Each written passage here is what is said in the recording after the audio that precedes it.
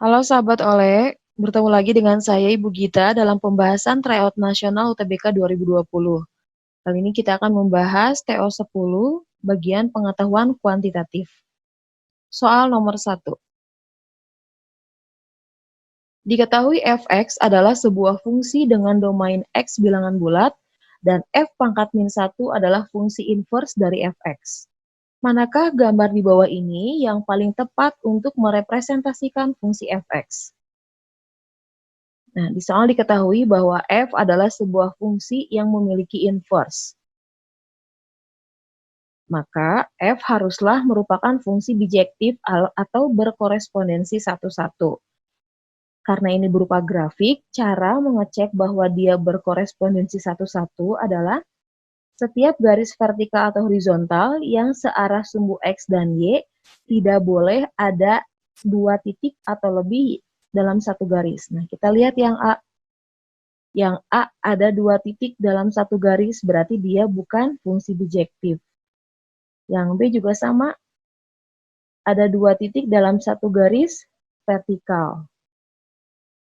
Yang C juga ada 2 garis dalam ada 2 titik dalam satu garis horizontal. Begitupun juga dengan yang E. Jadi terlihat bahwa opsi D merupakan fungsi bijektif. Sehingga dia bisa kita sebutkan merupakan fungsi yang memiliki inverse.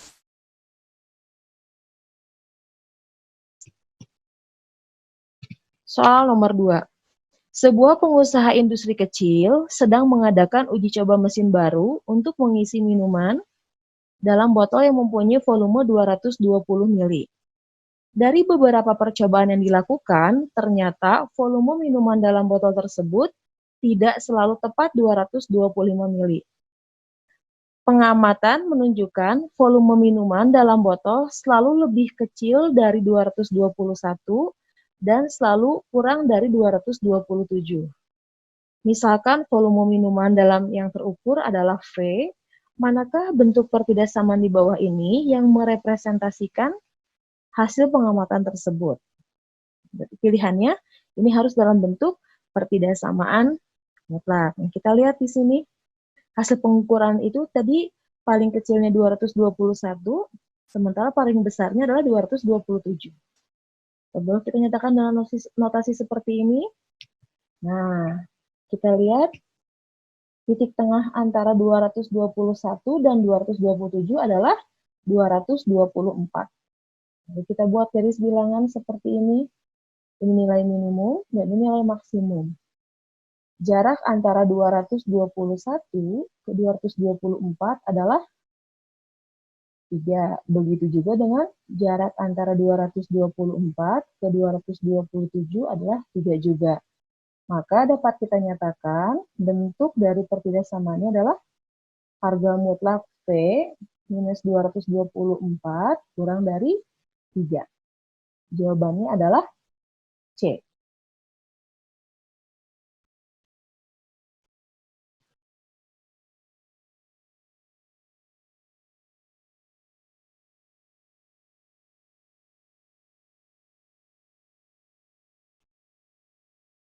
Soal nomor 3. Gambar diagram Venn manakah yang tepat sebagai representasi dari pernyataan berikut? Nah, supaya lebih mudah, kita ubah bentuk ini dulu ya. Ingat, A irisan B komplement itu sama dengan A dikurangi B. Nah, ini kan sama ya, A irisan dari, anggapnya ini satu B besar komplement. Kita tuliskan berarti A dikurangi B irisan C komplement.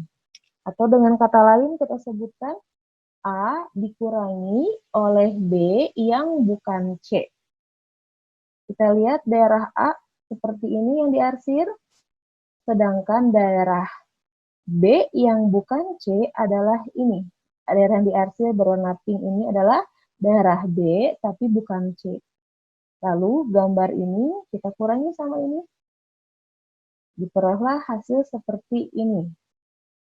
Daerah A yang dikurangi oleh B yang bukan C. Yuk, mana kita samakan bentuknya?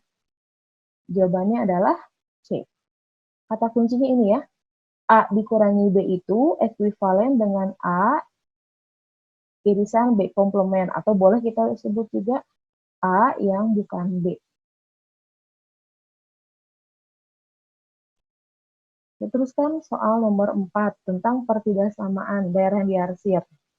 Nah, ini daerah yang diarsirnya, daerah ini terletak dibatasi oleh dua buah garis yang hijau dan berwarna pink. Kalau kita uraikan, ada dua pertidaksamaan daerah yang terdapat di sini. Nah, daerah yang ke satu, garis yang hijau. Kita cari dulu persamaan garisnya. Garis hijau ini memotong sumbu Y di 2 dan memotong sumbu X di 3. Berarti persamaannya adalah 2X ditambah 3Y sama dengan 6. Nah, kita ingin tahu daerah ini tuh daerah lebih besar atau lebih kecil. Kita uji titik. Kita ambil sampel titik 0,0 untuk mempermudah menghitung. Sehingga diperoleh 2 kali 0 ditambah 3 kali 0 hasilnya 0. Itu adalah kurang dari 6. Nah, karena yang kita ujikan itu daerah 0,0 itu bukan daerah yang arsir, berarti yang kita inginkan adalah kebalikan dari ini. 2X ditambah 3Y lebih besar sama dengan 6.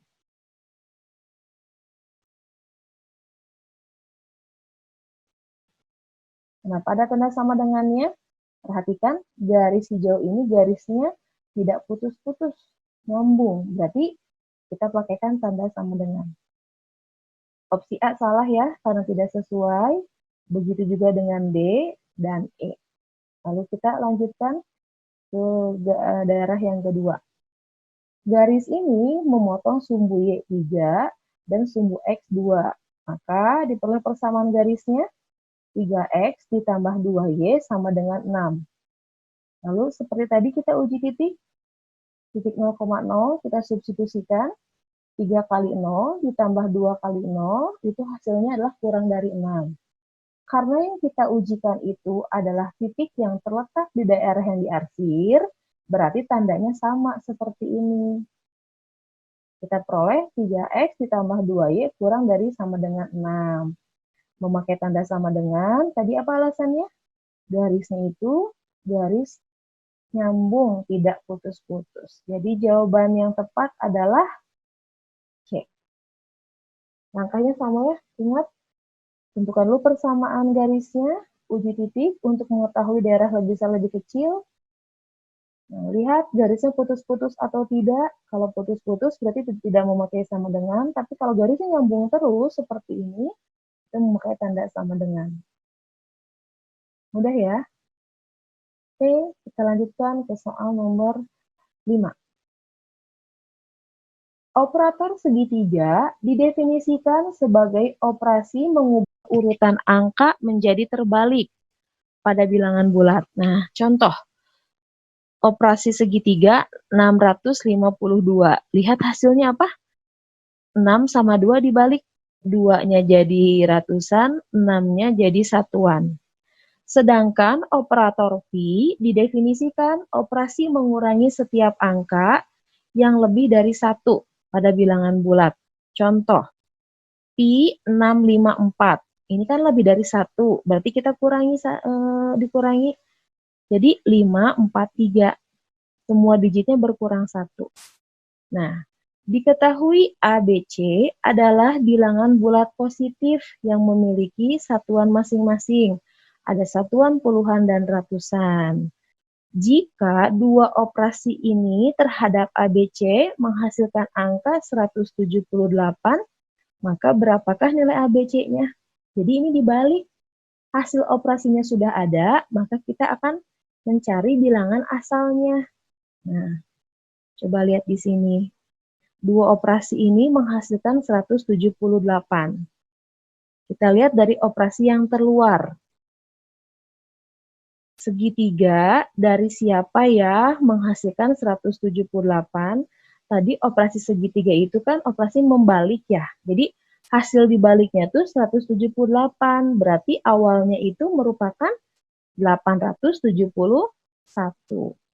Jadi 871 itu adalah yang dalam kurung ini. Lalu Pi ABC ini tuh harus sama dengan tadi berapa? 871. Ingat, tadi operasi Pi itu adalah operasi mengurangi setiap angka. Nah, ini tuh hasil pengurangan setiap angkanya. Berarti awalnya berapa? 982.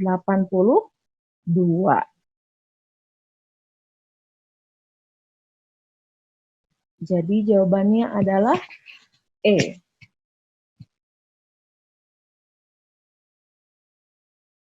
Soal nomor 6. Perhatikan gambar di bawah ini. AOF terletak pada satu garis lurus. Berapakah besar sudut BOE?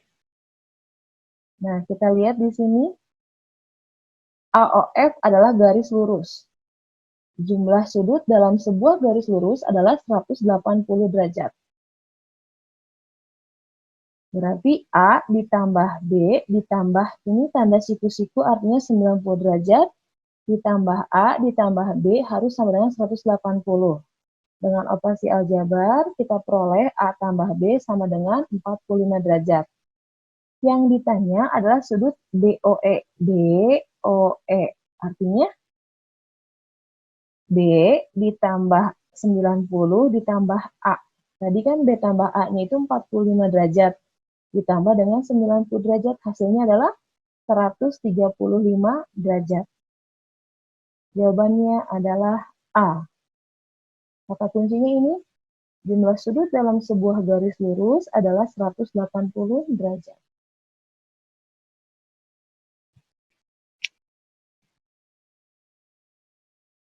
Nah, soal nomor 7.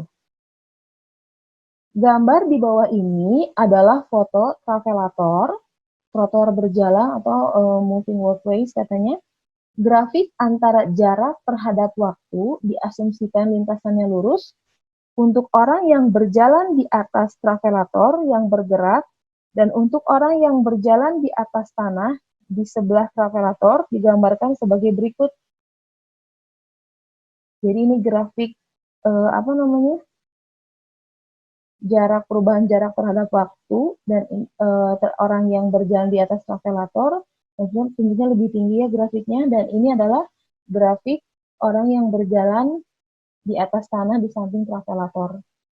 Nah, jika diasumsikan kecepatan jalan kedua orang tersebut kira-kira sama, berarti delta S terhadap delta T-nya sama, manakah kurva yang paling cocok untuk menggambarkan perubahan jarak terhadap waktu orang yang diam berdiri di atas travelator yang bergerak? Nah, grafik untuk orang yang diam berdiri di atas travelator yang bergerak. Kita misalkan pada waktu T, titik B adalah jarak terhadap ujung travelator ya, untuk orang yang berjalan di atas tanah. Sedangkan titik C adalah untuk ketinggian orang yang untuk jarak orang yang berjalan di atas travelator. Nah, sekarang lihat di sini. BC adalah tambahan jarak karena travelator bergerak. Berarti tambahan jarak karena travelator bergerak terhadap orang yang di atas tanah, diam di atas tanah dengan orang yang diam di atas travelator pun sama. Nah, kita misalkan titik ini adalah titik A adalah untuk ketinggian atau jarak orang yang berdiri diam di atas travelator. Jadi grafik kecepatannya adalah grafik yang berwarna orange. Karena ini sama. Kenapa sama? Karena kan ini tambahan jarak karena travelator bergerak. Sama kan kecepatan travelatornya, baik orang yang berdiri, diam, ataupun yang bergerak di atas travelator. Jawabannya adalah A.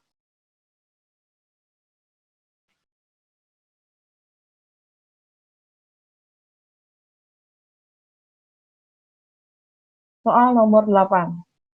Seorang guru menggunakan rumus di bawah ini untuk menghitung skor ulangan dari siswanya. Total nilai N dihitung dengan mengurangi 1/4 dari banyaknya jawaban yang salah, yaitu S, dari banyaknya jawaban yang benar B, dan dibagi oleh banyaknya soal yang dijawab. Manakah pernyataan di bawah ini yang menunjukkan banyaknya jawaban yang salah dalam bentuk variabel yang lain?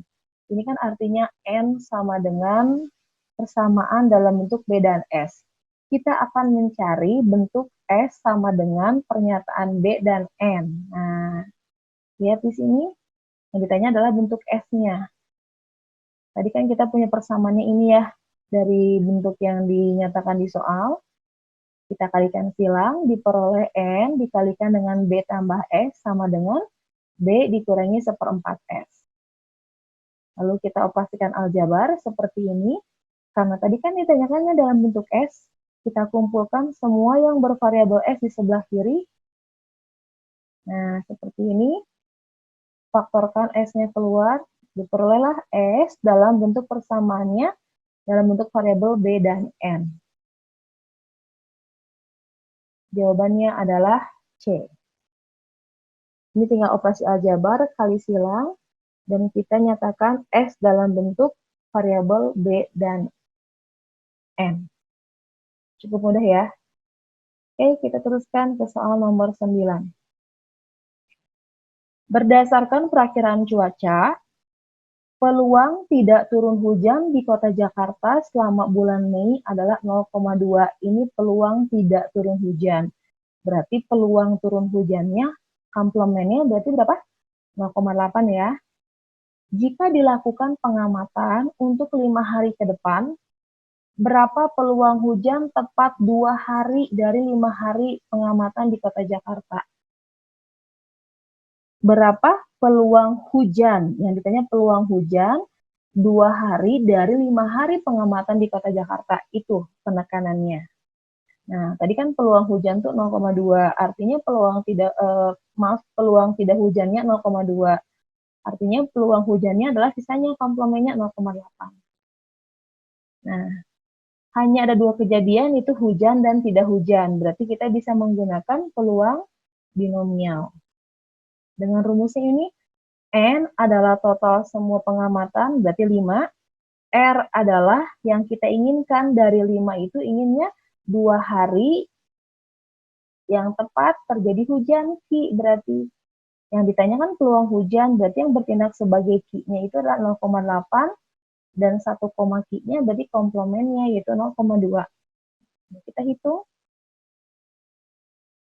peluang dari 5 hari pengamatan terdapat 2 hari yang terjadi hujan. Nah, seperti itu kira-kira kita interpretasikan makna dari notasi ini. Berarti kombinasi 52 dikalikan dengan Q. Q-nya tadi berapa? 0,8. Jika kita nyatakan dalam bentuk pecahan adalah 4/5 pangkat 2 dikali 1 min Q-nya, 1/5-nya pangkat 3. Ini harusnya N min R. Ingat 2. Kenapa 2? Karena yang diinginkannya 2 hari yang hujan, sisanya adalah 3. Kalau kita hitung, jawabannya adalah 32/625. Jawabannya adalah E.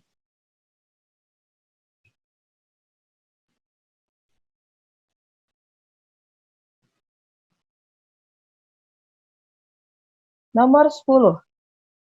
Di suatu taman terdapat jalan setapak yang menghubungkan pintu A ke pintu B. BD berada di pintu A dan ingin segera sampai di pintu B. Berapa banyak lintasan yang bisa dia pilih untuk bisa sampai di pintu B? Jadi kita bisa bergerak dari sini menuju B. Nah, katanya ingin segera, berarti kita ambil jalur terpendek. Misalkan K, kita bergerak ke kanan, dan A bergerak ke atas. Pilihan jalurnya yang pertama misal, kanan, kanan, kanan, atas, atas. Atau bisa juga, atas, kanan, kanan. Nah, atau juga atas kanan-kanan, atas kanan. Jadi pada intinya, banyaknya pilihan jalur adalah banyaknya cara menyusun 3 kali gerak ke kanan dan 2 kali gerak ke atas.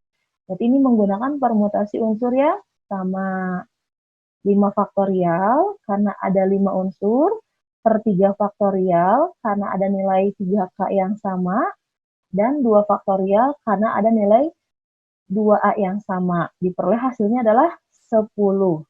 Jadi banyaknya lintasan dari A ke B adalah 10 lintasan. Jawabannya adalah B.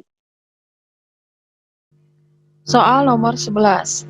Pada bidang kartesius terletak lingkaran yang berpusat di 0,0 jika A 2,3 berada di dalam lingkaran, sedangkan B 5,3 berada di luar lingkaran. Manakah pernyataan berikut yang bisa benar tentang lingkaran tersebut? Kita buatkan diagram kartesius atau bidang kartesius. A 2,3 dan B 5,3. Nah, yang pertama, perhatikan jarak antara O ke A. Jarak antara dua titik. Nah, yang diingat adalah rumus jarak antara dua titik. Ini sebagai 0,0x1y1 dan 2,3 sebagai x2y2. Sehingga diperoleh jarak OA adalah akar 13. Dengan cara yang sama, kita cari jarak antara O ke B. Itu adalah akar 34. Tadi disebutkan bahwa A terletak di dalam lingkaran dan B terletak di luar lingkaran. Maka dari itu, jari-jari lingkaran terletak di antara akar 13 sampai dengan akar 34. Akar 13 pendekatannya sekitar 3, sekian ya. Nah, berarti jari-jari itu terletak di antara 3, sekian dan 5, sekian. Kita cek di sini, apakah jari-jari lingkaran sama dengan 4? Bisa, karena 4 terletak di antara rentang ini. Kalau kita gambarkan, nah, memenuhi ya, A-nya di dalam, B-nya di luar. Ketika satu betul, pasti pernyataan 3 pun betul. Kalaupun kita hitung, kelingkarannya 2pi, 2πr, berarti betul 8pi. Nah, kita cek poin 2, jari-jari lingkaran sama dengan 5. Bisa, kenapa? Tadi disebutkan R itu rentangnya di sini. 5 itu masih terletak di antara rentang antara 3, sekian dan 5, sekian. Kalau kita gambarkan seperti berikut. Nah, peroleh ya, A-nya di dalam dan B-nya di luar. Nah, jika kita cek, luas lingkaran 36pi. Artinya jari-jarinya 6. Ketika jari-jari 6 dia di luar interval ini. Berarti 4 pernyataan yang tidak benar. Karena 1, 2, dan 3 yang benar, maka pilihannya adalah A. Kita lanjutkan ke soal nomor 12. Jika M antara min 1 sampai 1, manakah pernyataan di bawah ini yang benar? Poin 1, M kuadrat lebih besar dari 0. Perhatikan di sini, interval min 1 sampai 1 itu mengandung 0. Maka M kuadratnya harusnya lebih besar sama dengan 0. Ini kan tidak ada sama dengannya. Berarti pernyataan ini tidak benar. Ketika 1 salah, otomatis 3 pun pasti salah. Karena ingat, 1 dan 3 berpasangan ya, ketika pilihannya seperti ini. Kita cek poin 2. Diperoleh 2M plus 1 itu antara min 1 sampai 3. Kedua ruas kita kurangi 1, diperoleh 2M antara min 2 sampai 2. Kita bagi 2 kedua ruasnya, diperoleh M-nya antara min 1 sampai 1. Nah, sesuai ya dengan apa yang kita ketahui, poin 2 bernilai benar. Pasti 4 pun benar. Kenapa? Tanpa harus kita cek. Karena kan di pilihan tidak ada yang 2 berdiri sendiri ya. Ketika 2 benar, sementara 1 dan 3 salah, pasti pasangan 2-nya dan 4. Sehingga jawabannya adalah C.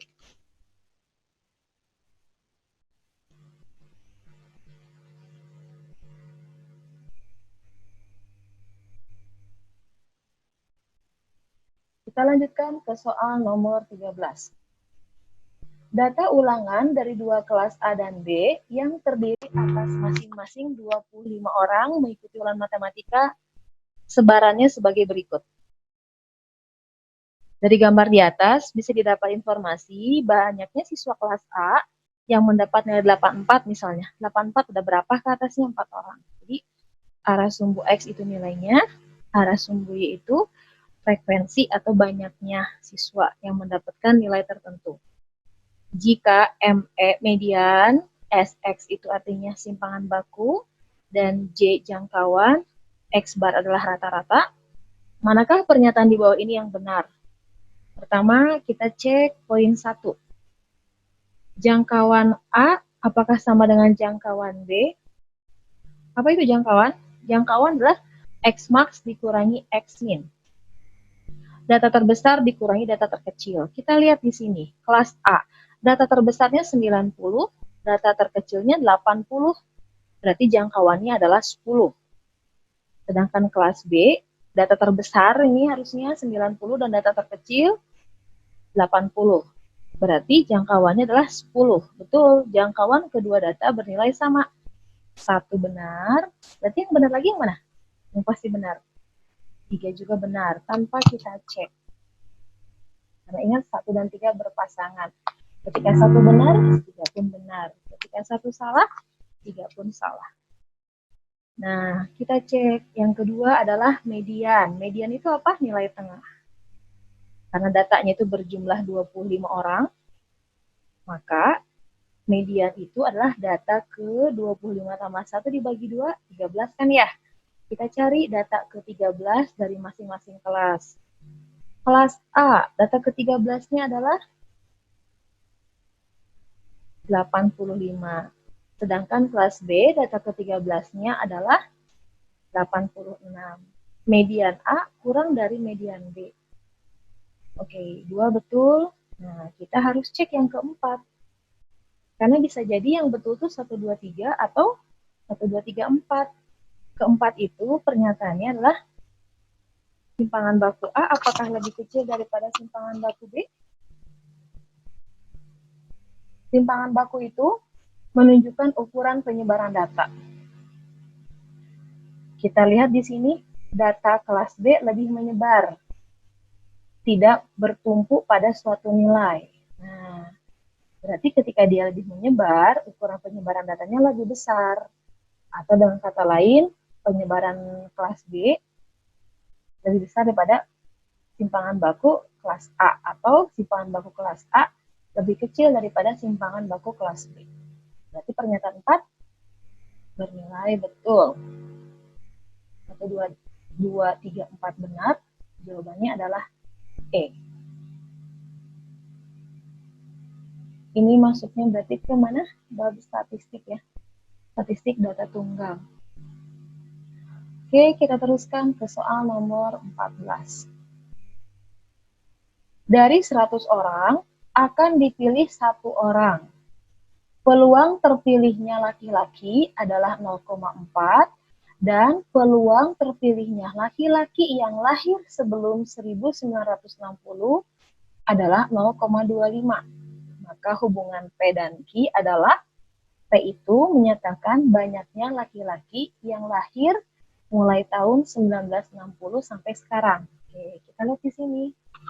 Banyaknya laki-laki berarti 0,4 dikalikan 100. Ada 40 orang laki-laki.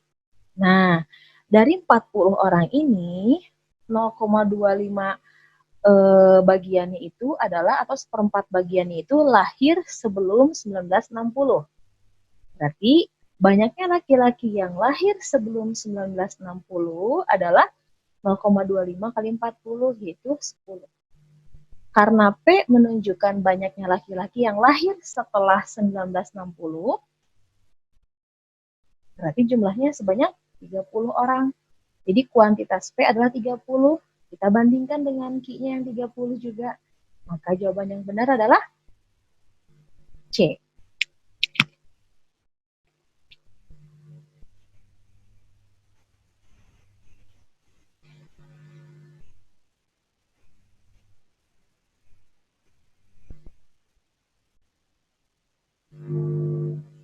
Kita lanjutkan ke soal 15. Dalam sebuah bidang koordinat, sebuah persegi S mempunyai titik pojok koordinat 2,2 dan kedua diagonal persegi S berpotongan di titik 5,6. Nah, P menunjukkan kuantitas luas persegi S. Kita gambarkan. A, salah satu pojoknya.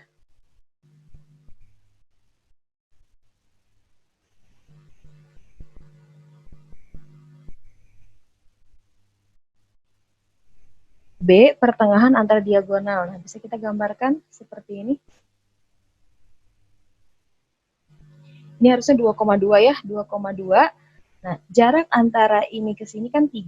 Dari 2 ke 5 itu jaraknya 3. Dari 2 ke 6 itu 4. Berarti panjang setengah diagonalnya adalah 5. Berarti total diagonal, panjang diagonalnya adalah 10. Maka luas dari persegi S, boleh kita menggunakan panjang diagonalnya kan sama, diagonal 1 sama diagonal 2-nya sama. Maka luasnya adalah diagonal 1 ke diagonal 2 dibagi 2. Bu, ini kan rumus seperti belah ketupat, karena kan sebetulnya belah ketupat itu persegi yang kita putar rotasi ya. Sedikit seperti itu. Jadi jawabannya adalah 50. Di luas persegi S adalah 50, sementara pembandingnya Q adalah 50, berarti P sama dengan Q. Jawabannya adalah C.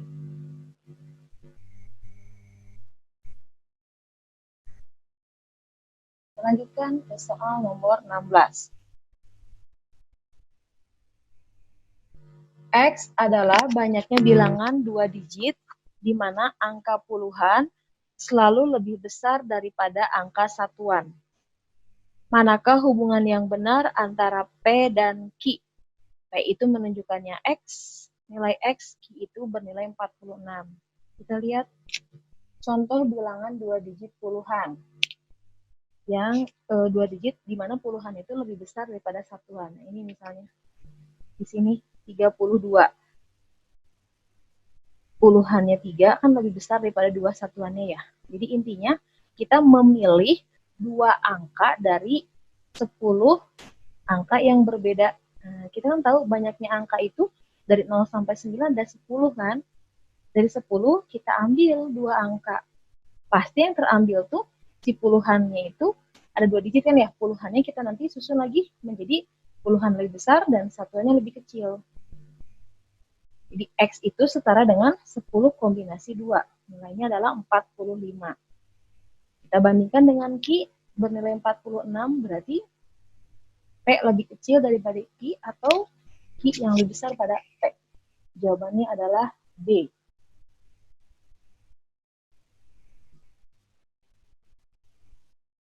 Kenapa, Bu, harus ini tuh setara dengan kombinasi 10-2? Jadi intinya kita kan mengambil 10 dari 10 angka yang tersedia 0 sampai 9, kita cukup mengambil 2.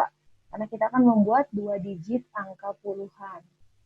Nah, gitu. Nanti kan yang terambil itu pasti kita bisa menyusunnya menjadi puluhannya lebih besar dan satuannya lebih kecil. Jadi setara dengan 10 kombinasi 2.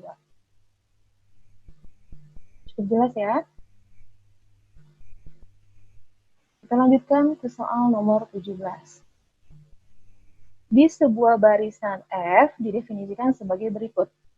Fn adalah Fn-1 ditambah 3. F1-nya 10.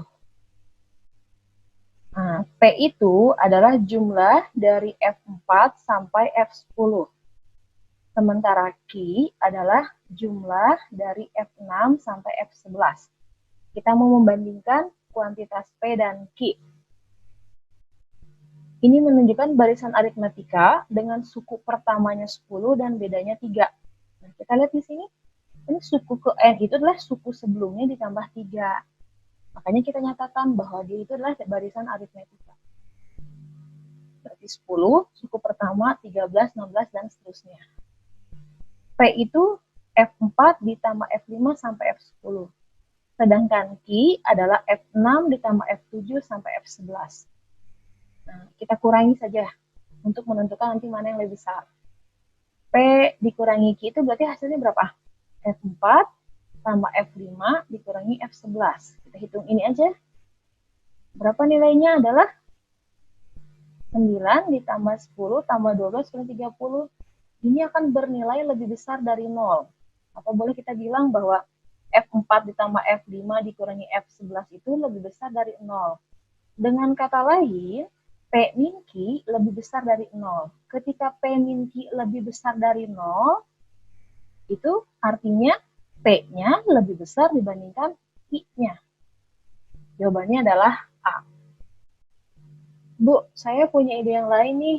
Saya mau hitung aja ini P-nya itu berapa sampai menjumlahkan sampai F10, dan Q-nya juga kita jumlahkan F6 sampai F11, baru kita bandingkan. Boleh cara seperti itu. Nah, ini alternatifnya. Kenapa kita hitung P-nya dikurangi Q? Karena ingin tahu kalau P dikuranginya positif, maka P-nya lebih besar dibandingkan Q. Kalau P min Q-nya itu negatif, berarti P-nya kurang dari Q. Itu salah satu trik yang lain, selain kamu menghitung masing-masing kuantitasnya.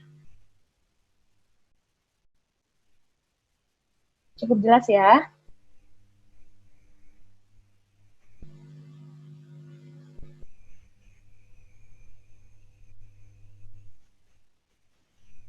Kita teruskan ke soal nomor 18. Pada gambar di atas, gambar tidak sesuai dengan skalanya ya. Jika diketahui panjang M ke O itu 10, apakah segitiga MNO adalah segitiga sama sisi? Untuk menyatakan MNO adalah segitiga sama sisi, berarti kita harus tahu bahwa semua sisinya bernilai sama. Nah, kita lihat di sini. Pernyataan 1. Panjang MN sama dengan 10. Kita akan cek apakah 1 cukup. Kalau 1 cukup, berarti kita harus cek poin 2. Nah, kita lihat di sini. Segitiga sama sisi itu berarti MN harus sama dengan MO, harus sama dengan ON. MO-nya sudah bernilai 10, katanya MN-nya juga 10 berdasarkan pernyataan 1, tapi kita nggak tahu ON-nya berapa. Kalau ON atau NO-nya kita tidak tahu berapa, berarti kita tidak bisa langsung menyatakan bahwa itu segitiga sama sisi. Artinya, pernyataan 1 tidak cukup untuk menjawab. Nah, kita cek ke pernyataan 2. Pernyataan 2, H katanya 5 akar 3.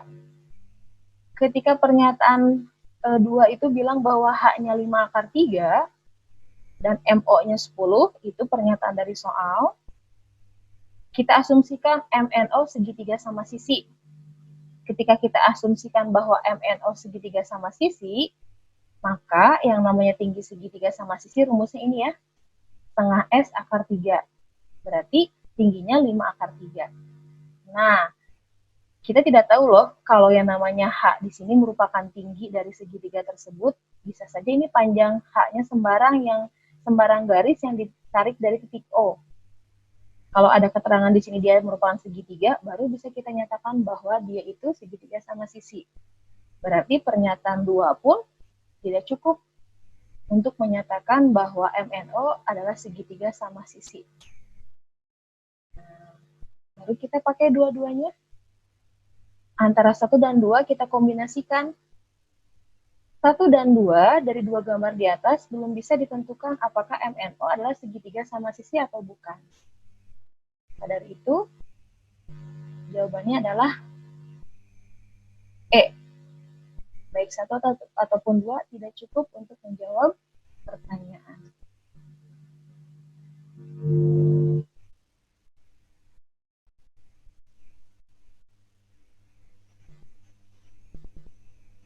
Soal nomor 19. Berapakah nilai X? Putuskan apakah pernyataan 1 dan 2 cukup untuk menjawab. Pernyataan 1, X kurang dari 30 dan lebih besar daripada 26. Maka kita bisa mencari X-nya banyak ya, ada 27, ada 28. Tidak disebutkan juga X-nya harus bilangan bulat. Jadi kalau pernyataannya hanya begini, maka berapakah nilai X itu jawabannya banyak. Berarti 1 tidak cukup. Bagaimana dengan pernyataan yang kedua? Kita cek apakah 2 saja cukup. Alasannya sama seperti yang di atas. X antara 24 sampai 28 itu banyak. Yang bulat saja bisa 25 atau 26. Belum lagi yang tidak bulat, karena tidak disebutkan bahwa X-nya itu harus bulat dari soalnya. Jadi 2 saja tidak cukup. Bagaimana kalau kita combine antara 1 dan 2, apakah cukup? Nah, 1 dan 2 kita kombinasikan atau kita pakai bersama. Misalnya X-nya antara 24 dan 26. Itu sangat banyak ya, karena nggak disebutkan bahwa dia itu harus bulat atau tidak. Maka dari itu, 1 dan 2 dipakai bersama pun tidak cukup. Jadi jawabannya adalah E.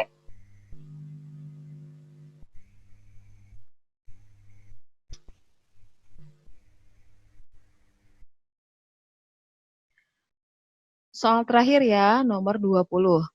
Untuk membuat X unit produk A, dibutuhkan biaya Y rupiah.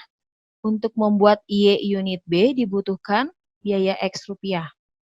Manakah yang lebih mahal, biaya produksi per unitnya A atau B? Dan keterangan ini kita ketahui 1 dan 2-nya ya. Nah, kita lihat di sini. Ini adalah pola kerangka berpikirnya. Untuk pernyataan 1 cukup atau tidak, seperti itu. Harga per unit untuk A, tadi kan Y rupiah itu untuk X unit. Maka harga per unitnya adalah Y per X. Sedangkan harga per unitnya untuk B, berarti X per Y. Untuk membandingkan manakah yang lebih besar, berarti kita harus tahu di antara X dan Y, mana yang lebih besar nilainya. Nah, berarti ini kan yang kita tanya, apakah X lebih besar daripada Y, atau Y-nya lebih besar dibandingkan X? Karena X dan Y menunjukkan adalah jumlah unit barang, berarti nilainya lebih besar daripada 1. Boleh kita nyatakan juga bahwa apakah X kuadrat itu lebih besar dibandingkan Y kuadrat? Kita lihat pernyataan 1. X kuadrat ditambah 1 lebih besar daripada Y kuadrat. Atau dengan kata lain, X kuadrat min Y kuadratnya lebih besar daripada min 1. Kalau lebih besar daripada min 1, artinya X kuadrat min Y kuadratnya itu bisa saja positif. Dengan kata lain, X-nya lebih besar dibandingkan Y-nya. Atau pernyataan ini juga boleh disebutkan bahwa X kuadrat min Y kuadratnya kurang dari 0. Karena kan lebih besar daripada min 1 itu bisa positif ataupun negatif.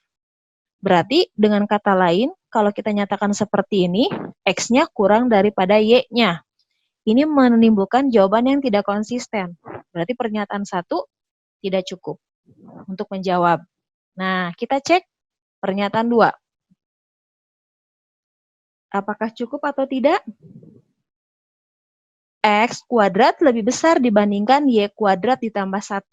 Atau dengan kata lain, X kuadrat min Y kuadrat lebih besar daripada 1.